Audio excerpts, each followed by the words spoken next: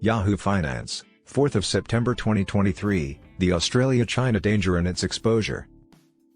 There are large-scale real estate developers in China that have failed. Evergrande is the original. Another one, Country Garden, is now alerting users to the possibility of a default. That hasn't yet resulted in a significant financial stress tidal wave. Everyone hopes it stays limited to those businesses and doesn't spread over the entire industry. Fair enough, too. For the past 20 years, China's leadership has done a fantastic job of preventing financial collapse. They have handled any problematic loans that have arisen. An explosion in debt has never occurred.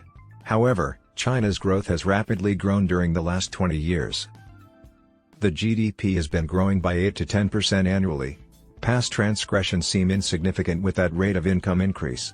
Future profits can be used to offset past losses. Risk increases as growth slows. China's growth, meanwhile, has slowed. Although they no longer have a 10% growth target, it appears that they will miss even their new, lower 5% growth target this year. This implies that prior mistakes are less of a shield. There is a greater likelihood than ever that China will be unable to resolve its issues. They are haunted by all those phantom cities they made, and they cannot drive the ghosts away. Most Chinese people lived in the countryside when China started its crazy building boom. A country, yes, but one with large cities. However, there are also hundreds of millions of farmers. In a global economy, farming half an acre didn't make much sense. 36. In addition, as China integrated into the world economy throughout the previous 20 years, China's rural children fled to the city. They labored at the factories that produce the world's toys, gadgets, and clothing. That method has its bounds. More than ever, China is becoming an urbanized nation with fewer children. There was a 30 million unit annual demand for new apartments in 2005. Not so much now. In property development, you borrow money up front, construct things, sell them, and repay the lenders.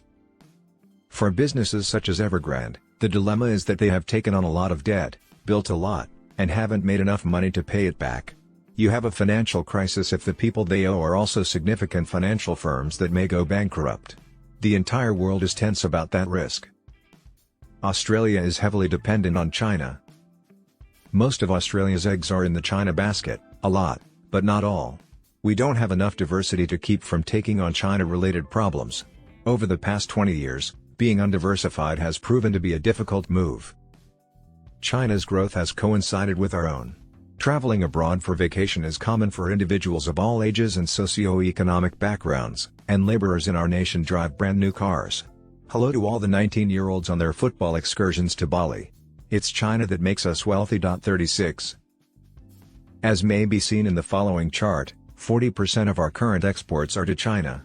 Their monthly exports amount to $20 billion, and we have a massive trade surplus with the rest of the world, primarily because Australian commodities are so expensive. If those exports were eliminated, our GDP would plummet. If commodities prices were to drop, Australia's tax revenue would also fall. Profits from mining contribute significantly to the government treasury. However, oil and gas companies typically make no profit due to a combination of high construction costs for gas hubs and devious transfer pricing tactics. Typically, mining corporations such as BHP are heavy taxpayers. Australia might easily experience a recession due to China's financial crisis and downturn. It would also severely impair the government's capacity to implement a budgetary response to that downturn. It would be difficult to finance an additional JobKeeper package or job seeker increase when taxes are declining. Not to mention that since the pandemic, our government's debt has significantly increased. Jobs will be lost here if China's financial system collapses and the country enters a recession. We're not impervious. Businesses will hire fewer people and lower employee hours as unemployment increases and fear grows. We'll lose our recent progress in reducing underemployment and unemployment. The Reserve Bank now has some leeway, which is good news. Official rates, which are at 4.1%, might be significantly reduced. The central bank will undoubtedly need to act quickly if China collapses.